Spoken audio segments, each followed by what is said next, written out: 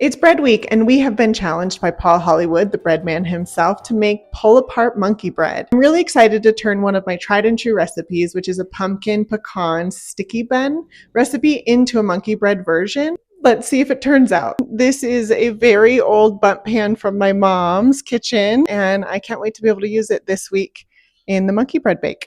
Let's get started by making the pumpkin bread dough. This is my own pumpkin spice blend that I make, but store-bought's fine. I love making this recipe in the fall. I make pecan sticky buns, and it makes me 9 rolls. This isn't enough dough. It's not going to fill this bundt pan. So I'm going to do that whole thing again and then combine them two. So here we go again. Well, if you double it, it's 1 whole can of pumpkin puree. I don't have time for this. And we're back with the proper amount of pumpkin bread dough. We're going to mix this with a dough hook for 10 to 12 minutes. I'm going to toast 6 ounces of pecans in the oven while my dough keeps kneading. I wasn't totally sure how I was going to incorporate the crystallized ginger and the toasted pecans, but I think I'm just going to layer them in with the dough balls. And this is a delicious toffee sticky sauce that I'm going to pour over the bread. My poor KitchenAid is on its last leg. My dough is done, and now what we do is we test it for gluten structure. You ready? This is called a window pane test, and something that Paul Hollywood would be very proud of. Shoot, I have an hour left. I have no time to let this rise. So we're going to roll this into balls right now. 30 grams maybe.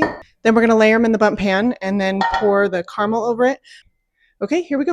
Shoot, I forgot. I have to roll these in cinnamon sugar. I got to make up cinnamon sugar really fast. We're winging measurements on this one. So breads like this usually have 2 rises, a bulk rise, and then you make the balls and then rise it again. But I did not know how I was going to be able to get 2 rises in a 2-hour time frame, because signature bakes are usually 2 hours.